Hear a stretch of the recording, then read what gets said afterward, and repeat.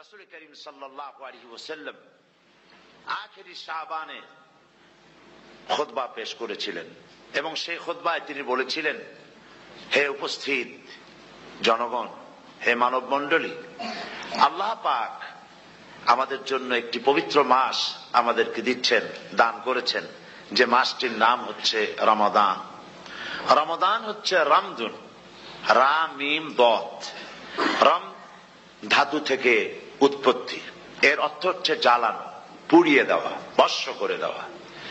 রমাদান, রমজান মুবারকে যারা নাকি সিয়াম সাধনা করে, আত্মত্যাগ করে, অর্থাৎ তিতিক্ষা, ত্যাগ এবং তিতিক্ষা করে, রমজান মুবারকে আল্লাহ পাক যেভাবে রোজা চান ওইভাবে যারা রোজা রাখে, তাদের সমস্ত গুনাহ সমূহকে আগুন যেমন আবর্জনাকে জ্বালিয়ে দেয়, রোজা যদি সঠিকভাবে কারো হয় তাহলে তার গুনাহগুলিকে এইভাবে জ্বালিয়ে ভস্ম করে দেয়।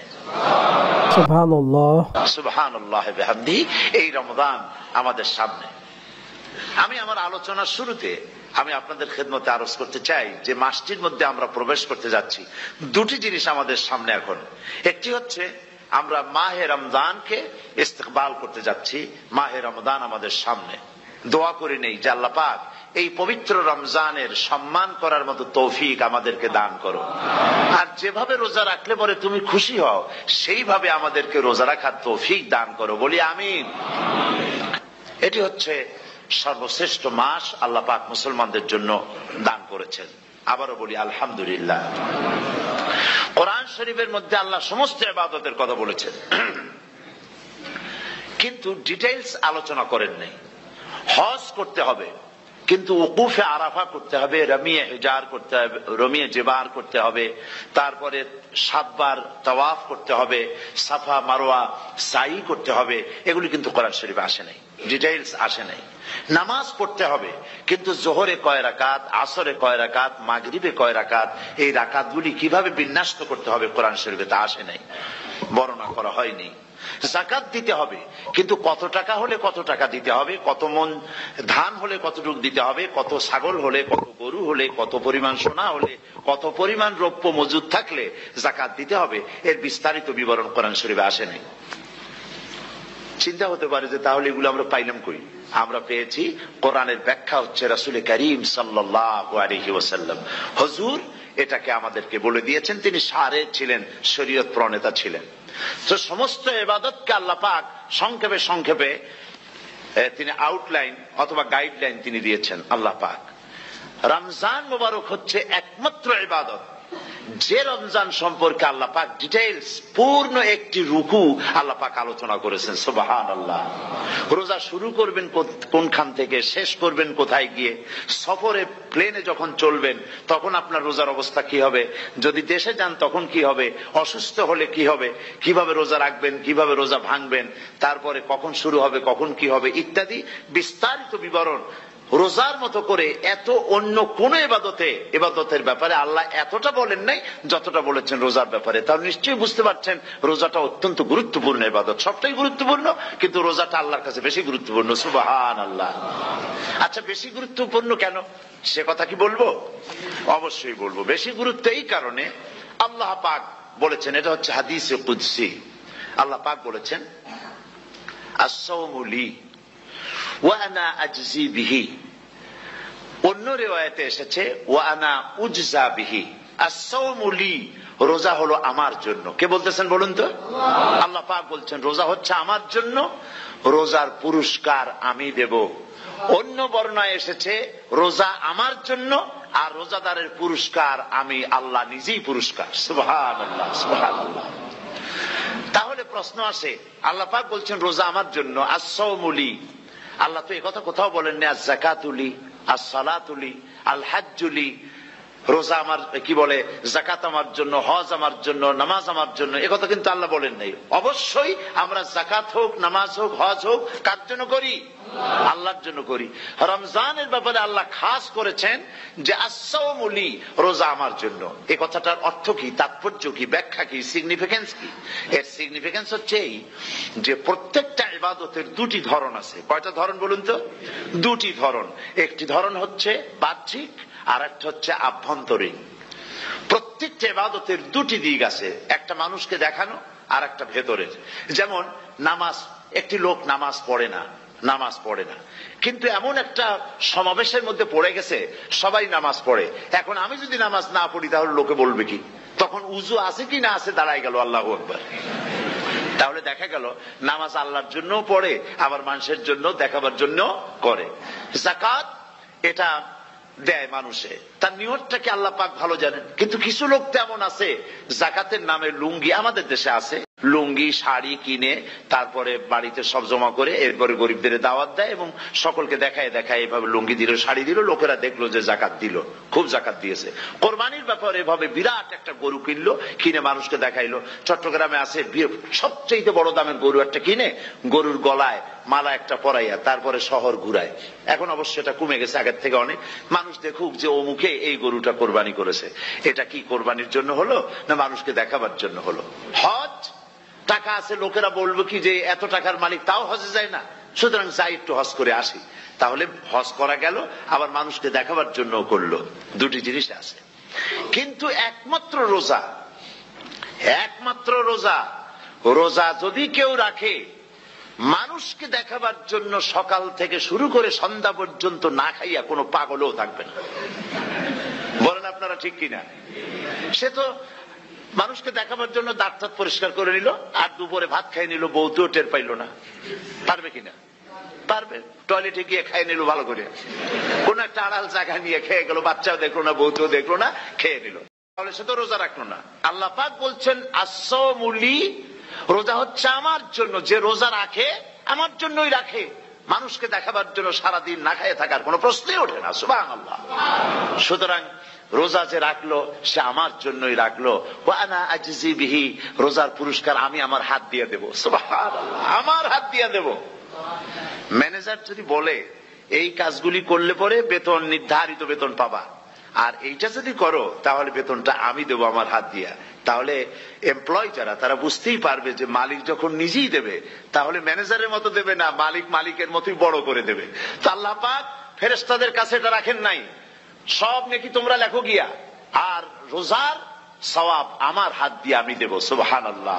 এরপরে আল্লাহ পাক বলছেন, অন্য রিওয়ায়েতে এসেছে রোজা আমার জন্য, আর রোজাদারের পুরস্কার আর কিচ্ছু না, রোজাদারের পুরস্কার আমি আল্লাহ নিজেই পুরস্কার হয়ে যাব। সুবহানাল্লাহ। হাদিস শরীফে এসেছে রোজা রাখলে পরে ক্ষুধার কারণে, খালি পেটে থাকার কারণে টক্সিন জাতীয় এক প্রকারের গ্যাস তৈরি হয় পেটের ভেতরে, স্টমাকের মধ্যে, ফলে মুখে এক রকমের দুর্গন্ধের সৃষ্টি হয়। নবীজি বলেছেন রোজাদারের মুখের থেকে যে গন্ধ বের হয় আল্লাহ পাকের কাছে রোজাদারের মুখের গন্ধ মেশকো আম্বারের চাইতে বেশি পবিত্র। আপনার মুখের গন্ধটাও আল্লাহর কাছে পবিত্র। রোজাদারদের জন্য জান্নাতের একটি দরওয়াজা খাস করে রাখা হয়েছে, যার নাম রায়্যান। এই দরওয়াজা রোজাদারদের জন্য, কেবলমাত্র রোজাদারেরা সেখান থেকে প্রবেশ করবে, আর কেউ প্রবেশ করতে পারবে না। এই রোজাদারদের সম্পর্কে আল্লাহ পাক বলেছেন, হাদিস শরীফে এসেছে, বুখারী শরীফের হাদিস, রাসূল করিম সাল্লাল্লাহু আলাইহি ওয়াসাল্লাম বলেছেন লিসায়েমে ফারহাতান, ফারহাতুন ইনদা ফিতরিহি ওয়া ফারহাতুন ইনদা লিকাই রাব্বিহি। রোজাদারের জন্য দুইটা খুশি। কয়টা খুশি বলুন তো? কে বলছেন? আল্লাহ রাসূল বলছেন রোজাদারের জন্য দুইটা খুশি। লিসায়েমে ফারহাতান, দুটি খুশি। ফারহাতুন ইনদা ফিতরিহি, একটা খুশি হচ্ছে ইফতারের সময়। এই ফিতরিহি দুটি কথা, এই একটি কথার দুটি ব্যাখ্যা হয়। একটা হচ্ছে ইফতারের সময়, ইফতারের কথা বলা হয়েছে, আর ঈদের কথাও এর মধ্যে বলা হয়েছে। ইফতারের সময় হলো একটা খুশি, আর একটা খুশি হচ্ছে ইনদা লিকাই রাব্বিহি, যখন রোজাদারের সঙ্গে আল্লাহ পাক দেখা করবেন তখন হবে আরেকটা খুশি। তার মানে হচ্ছে রোজাদারদের সঙ্গে স্পেশাল আল্লাহ রাব্বুল আলামিন সাক্ষাৎকারের ব্যবস্থা করবেন। সুবহানাল্লাহ। তাহলে দুটি জিনিস হলো, একটা হলো ইফতারের জন্য দুটা, রোজাদারের জন্য দুটা খুশি, একটা হলো ইফতারের সময়, আর একটা হচ্ছে আল্লাহর সঙ্গে যখন দেখা করবে। তো ইফতারের যে খুশিটা, এই খুশি রোজাদার ছাড়া কেউ বুঝবে না। ইফতার সারাদিন রোজা রাখার পর সামনে পেঁয়াজি, বেগুনি, সালাদ, তরমুজ, মিষ্টি, তারপরে আম্বালা সুইট মিটের নানান রকমের মিষ্টি, এরপরে মুড়ি, কত কিছু সব সামনে নিয়ে বসে আছে। দেখছেন অবস্থা? সমস্ত কিছু সামনে বসা, ঘড়ির দিকে তাকানো। আপনি যদি 5 মিনিট আগে খান, ফেরেশতা এসে মুখের উপর থাপ্পড় মারবে, বেটা খাইলি কেন বলবে? কেউ বলবে না। কোন ফেরেশতা লাঠি নিয়ে দাঁড়ায় আছে? দাঁড়ায় নাই, কিন্তু আপনি খাচ্ছেন না কেন? সুবহানাল্লাহ, সুবহানাল্লাহ বলবেন না? অন্তত 1500 বছর আগে আল্লাহ রাব্বুল আলামিন নির্দেশ করে রেখেছেন, সূর্য সাদা হওয়া থেকে, পূর্ব দিগন্ত সাদা হওয়া থেকে শুরু করে পশ্চিম দিগন্তে যখন কালো হয়ে কালো রেখা দেখা দেবে, যখন মাগরিব হয়ে যাবে, সূর্যাস্ত যাবে, ততক্ষণ পানাহার আর স্ত্রী সম্ভোগ থেকে বিরত থাকো।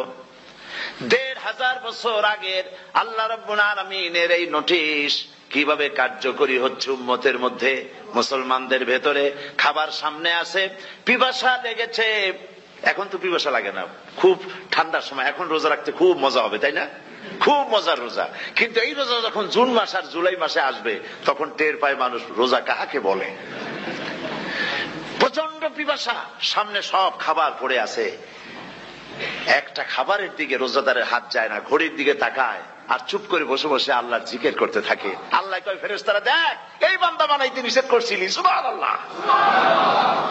আল্লাহ খুশি হয়ে যান। রোজাদার অপেক্ষা করতে থাকে, ঠিক যখন কাটায় কাটায় সময়টা এসে গেছে, তখন আল্লাহর নাম করে খুরমা দিয়ে, পানি দিয়ে ইফতার শুরু করে দিল। আল্লাহ পাক খুশি হয়ে গেলেন। এই যে ইফতার, সারাদিন রোজা রাখা ইফতার করায় যে মজা, রোজা রাখলো না এরকম লোকেরাও কিন্তু ইফতার করে, করে না? পুরান ঢাকায় আছে, ঢাকার তো কয়েকটা এলাকা আছে, পুরান ঢাকার লোকেরা নাকি বলে যে, যারা রোজা রাখে না তারা বলে যে, রোজা না রাখে একরকম পাপ করছি, আর ইফতার না করে কবিরা গুনাহ করবো নাকি, ইফতার তো করাই লাগে। তো খুব মজা করে ইফতার করে তারা। তো সারাদিন রোজা রেখে পেঁয়াজি, ছোলা, বুট, মুড়ি খাওয়ায় যে মজা, সারাদিন ভাত খাইয়া তারপরে ইফতারে শরীক হওয়া, ছাগলে ঘাস খাইলে যেমন লাগে ওই রকম তার মুখে লাগে, এই মজা পাবে না। রোজাদারের যে মজা লাগে সেই মজা সে পাবে না। সারা মাস রোজা থাকার পর, আল্লাহর হুকুম মেনে সারা রাত রোজা রাখার পর, তারপরে ঈদের দিনে জামা কাপড় পরিষ্কার করে, শেরওয়ানি গায়ে লাগাইয়া, পাঞ্জাবি পরে, আতর মেখে, এরপরে ঈদের জামাতে যখন দাঁড়ায় যায়, সে যে মজা পায়, সারা মাস রোজা রেখে ঈদের জামাতে গিয়ে সে যে মজা পায়, যে রোজা রাখলো না, ঈদের দিনে খুব জামা, পাজামা, সেন্ট এগুলো মেখে টেকে প্রথম কাতারে গিয়ে দাঁড়ায় গেছে, ও সেই মজা পাবে না। ওর মনের মধ্যে একটা চোর চোর ভাব থেকেই যায়। সে মনে মনে ভাবে, এই জামাত আমার না, জোর করে আসছি, এইখানে দাঁড়াবার যোগ্যতা আমার নাই।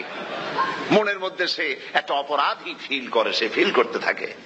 সুতরাং রোজাদারের জন্য দুইটা খুশি, একটা হচ্ছে ইফতারের সময়, আর একটা খুশি হবে যখন আল্লাহ তাদেরকে দেখা দেবেন। সুবহানাল্লাহ।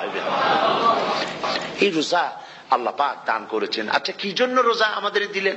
এই জন্য দিয়েছেন যে একটা মাস পৃথিবীর মুসলমানরা না খেয়ে থাকুক দিনের বেলায়, ওই না খেয়ে থাকার যে খাবারগুলি বাঁচবে, এগুলি আল্লাহ অন্য কোন এলাকার মানুষদের খাওয়াবেন নাকি?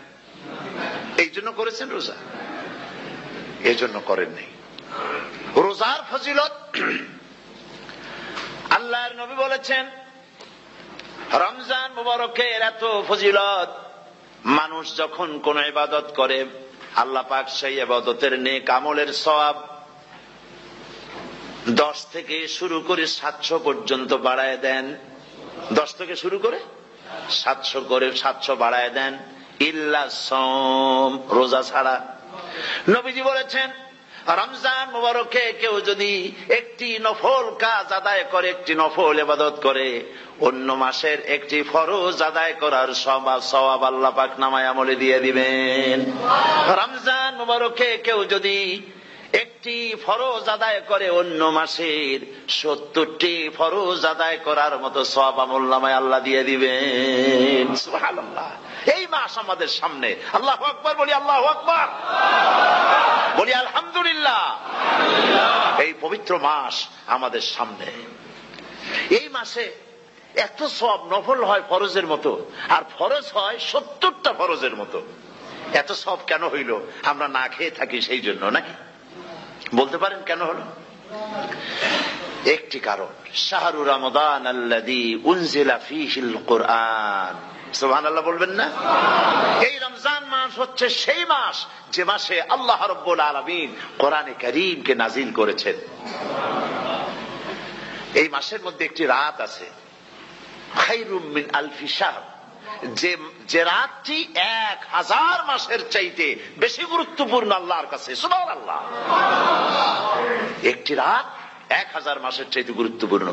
1000 মাস ক্যালকুলেটর দিয়ে হিসাব করলে দেখা যায় যে 1000 মাসে 83 বছর 4 মাস হয়।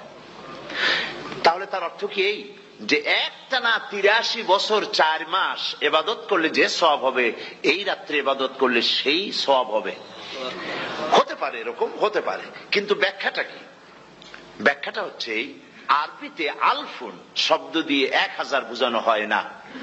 আরবিতে যখন আলফুন বলা হয় তাহলে বোঝা যায় সংখ্যাধিক্য, বিপুল সংখ্যা, হাজার হাজার হাজার হাজার, থাউজেন্ডস এন্ড থাউজেন্ডস। এইটাকে বোঝাবার জন্য আরবিতে ব্যবহার করা হয় আলফুন, হাজার হাজার। তাহলে আল্লাহ কি বুঝাতে চাচ্ছেন?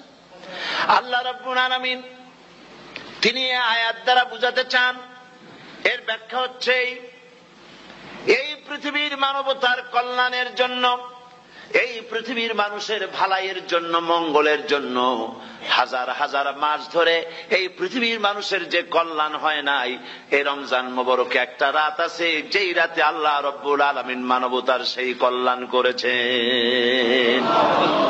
সেই কল্যাণ কি দিয়ে করেছেন? শাহরু রমাদান আল্লাযী উনজিলা ফীহিল কোরআন, কোরআন নাজিল করে পৃথিবীর মানুষকে সেই কল্যাণ আল্লাহ দিয়েছেন। সুবহানাল্লাহ। বন্ধুগণ, কোরআন, কোরআন কি নিয়ামত আমাদের কাছে! সেই নিয়ামতকে আমরা চিনলাম না, আমরা বুঝতে পারলাম না কত বড় নিয়ামত আল্লাহ আমাদের দান করেছেন। এই কোরআন যেন আপনি শুনতে পারেন, পড়তে পারেন, বুঝতে পারেন, সেই জন্য আল্লাহ রাব্বুল আলামিন শরিয়াত কি সুন্দর ব্যবস্থা করেছে।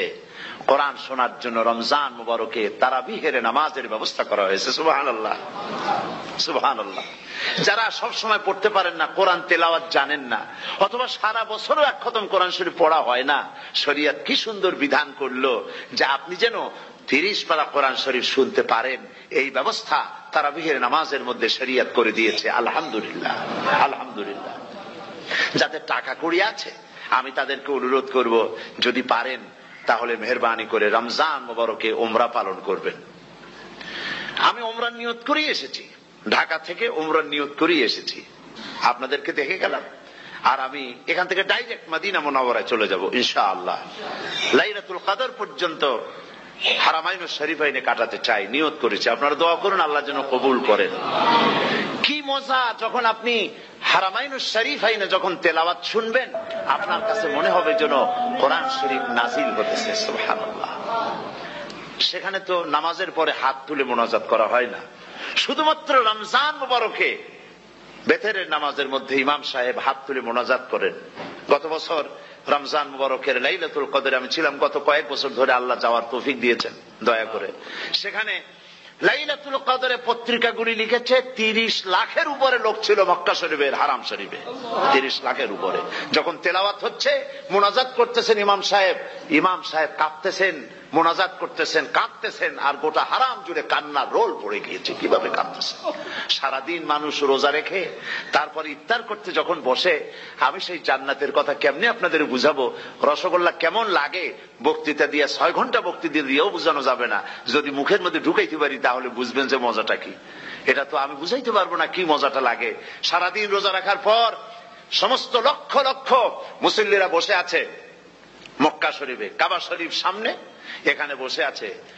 রোজাদারের সামনে আছে জমজমের পানি আর মদিনা মুনাওয়ারার খুরমা। আল্লাহর ঘর সামনে, জান্নাতের থেকে আর কাকে বলে! সুবহানাল্লাহ। আর মসজিদে নববীর ভিতরে মদিনার আকর্ষণ কাশাস আলাদা। মদিনা শরীফের আপনাকে যদি পাইয়া যায় কোন আরব, কোন মাদিনী, আপনারা ছাড়বি না, আদর করে পাশে বসাবে, তোমারে আমি এই জিনিস খাওয়াবো, এইটা দিয়ে ইফতার করাবো, আমার কাছ দিয়ে তুমি উঠতেই পারবে না।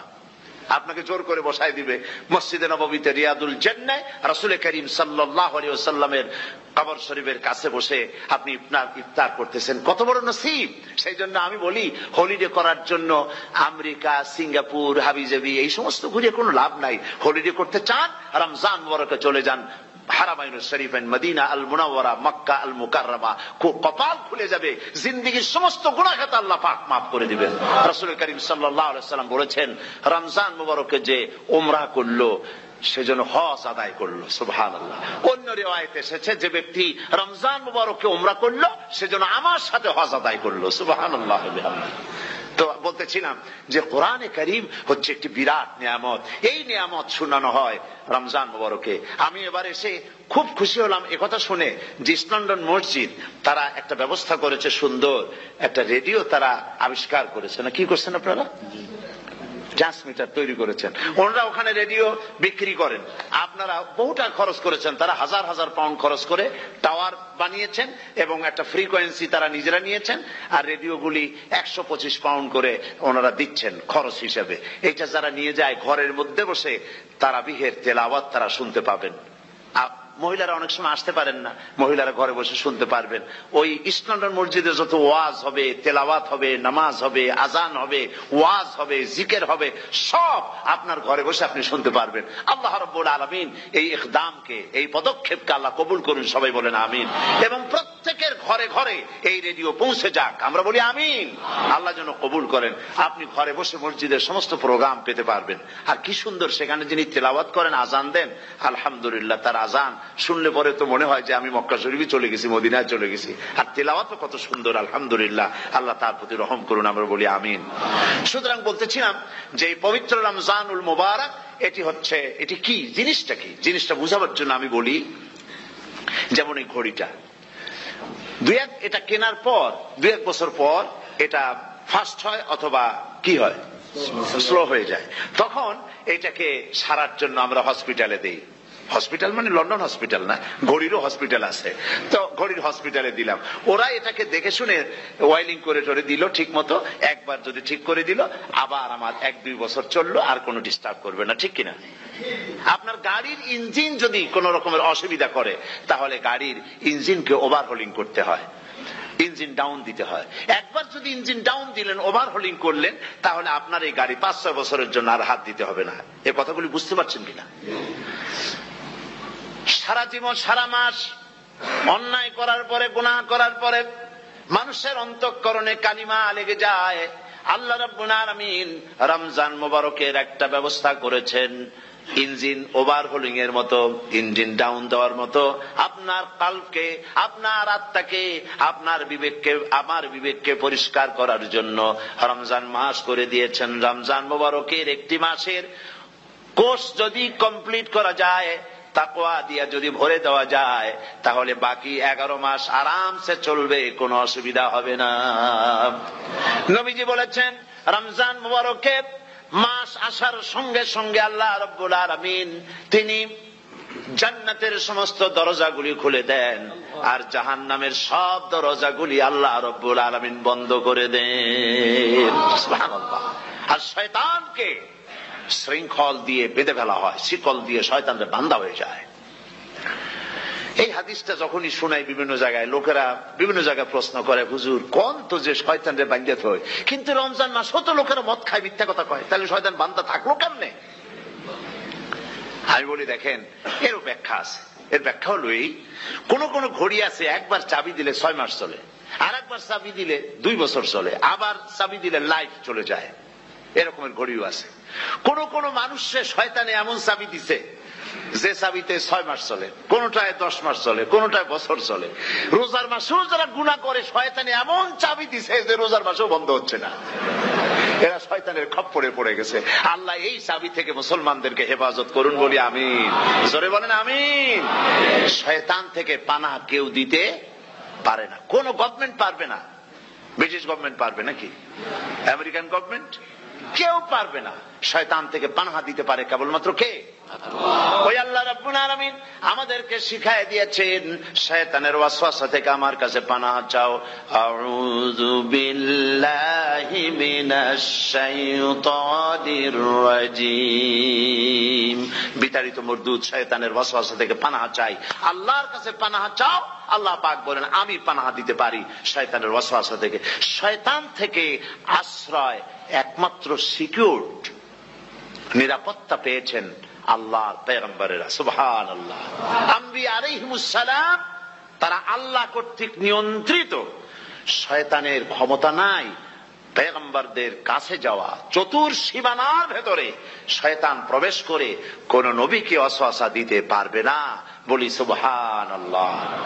এই জন্য শয়তান থেকে বেঁচে যাওয়া, শয়তানের ওয়াসওয়াসা থেকে বাঁচা খুবই কঠিন। সেই জন্য আল্লাহ পাক বলছে শয়তানকে বেঁধে রাখা হয়, জান্নাতের সমস্ত দরজা খোলা, জাহান্নামের সমস্ত দরজা বন্ধ হয়ে যায়। এই নিয়ামতের মাস আমাদের সামনে। প্রত্যেকটি যখন কোন ওয়ার্কশপ হয়, তো ওয়ার্কশপের জন্য এক একটা কি বলে সিলেবাস থাকে। রমজান মুবারক একটা ওয়ার্কশপ। এই ওয়ার্কশপের মধ্যে একটা সিলেবাস আছে, সেই সিলেবাসের নাম হচ্ছে কোরআন। কোরআন কোরআন কোরআন নাজিলের মাসে আমরা কি কোরআন তেলাওয়াত করি? বলেন। রোজা হচ্ছে, হাদিস শরীফের মধ্যে বলা হয়েছে আস-সাওমু জুন্নাহ, রোজা হচ্ছে ঢাল। রোজা কি কন্ত? ঢাল। বোঝেন তো ঢাল কি? প্রোটেক্টর। আপনি জিহাদের ময়দানে, যুদ্ধের ময়দানে নিরাপত্তার জন্য, বাইরের থেকে আক্রমণকে ফিরাবার জন্য কি ব্যবহার করেন? ঢাল ব্যবহার করেন। রোজা হচ্ছে ঢাল। শয়তানের সমস্ত আক্রমণ থেকে বাঁচার জন্য রোজা হচ্ছে ঢাল। রোজার দিনে কেউ যদি আপনার সাথে ঝগড়া করে, তাহলে রাসূল বলেছেন তুমি বলো, তুমি ঝগড়ায় প্রবৃত্ত হবে না। তোমার সাথে যদি কেউ ঝগড়া করে, তুমি বলবে ইন্নী সাইম, আমি রোজাদার। আমি তোমার মতো ঝগড়া করতে আমিও পারি, আমি তোমার মতো গালাগালি দিতে পারি, কিন্তু আমি দেব না, ঝগড়াও করব না, গালিও দেব না, মারামারিও করব না, কারণ আমি রোজাদার। সুবহানাল্লাহ। রোজা আপনাকে গুনাহ থেকে বাঁচায় দেবে। দেখেন রোজা কিভাবে গুনাহ থেকে বাঁচায়। মিথ্যেবাদী, মিথ্যেবাদী সারাক্ষণ মিথ্যে কথা বলে, কিন্তু রোজার মাস আসছে। এখন মিথ্যাবাদী যারা, তাদের ঘনিষ্ঠ লোকদের কাছে শুনেছি যে তারা বলে, যদি কোনো লোক দিনের বেলা আইসা যায় আর এমন কথা, যে কথা বলতে গেলে মিথ্যা বলা ছাড়া উপায় নাই তার জন্য, সে তখন বলে ভাই তুমি তো অসময় আসছো, এখন আমি খুব ব্যস্ত, আই এম ভেরি বিজি, তুমি রাত্রে আসো। কথা বুঝতে পেরেছেন তো? রোজা হচ্ছে কি? রোজাটা কি বলে? ঢাল। কোন মেয়ে লোকের দিকে চোখ পড়লো, আহা আমি তো রোজাদার, চোখকে সাথে সাথে নিচে নামায় ফেললো। গানের আওয়াজ আসলো, আমি তো রোজাদার, সে গানটা শুনলো না। কাজী সমস্ত গুনাহ থেকে বাঁচার জন্য রোজা একটা বিরাট হাতিয়ার। সুবহানাল্লাহ। এই মাসে আল্লাহ রাব্বুল আলামিন এই মাসটা, এই রোজাটা কেন দিয়েছেন? লাআল্লাকুম তাত্তাকুন, ইয়া আইয়ুহাল্লাযীনা আমানু কুতিবা আলাইকুমুস সিয়ামু কামা কুতিবা আলাল্লাযীনা মিন ক্বাবলিকুম লাআল্লাকুম তাত্তাকুন। হে বিশ্বাসীরা, তোমরা যারা ঈমান এনেছো, শোনো, আমি রোজাকে তোমাদের জন্য ফরজ করেছি, যেমন করে ফরজ করেছিলাম তোমাদের পূর্বপুরুষদের উপরে। রোজা শুধু আমাদের উপরে ফরজ হয়েছে তা না, আমাদের আগে যারা যেসব নবীরা আসছিলেন তাদের উপর রোজা কি ছিল? ফরজ ছিল। সুতরাং এই রোজা তোমাদের উপরে ফরজ, এই জন্য লাআল্লাকুম তাত্তাকুন, যাতে করে তোমরা কি হতে পারো? পরেজগার হতে পারো। পরেজগার মুত্তাকি। চ্যানেলে নতুন হলে চ্যানেলটি সাবস্ক্রাইব করে সাথে থাকবেন।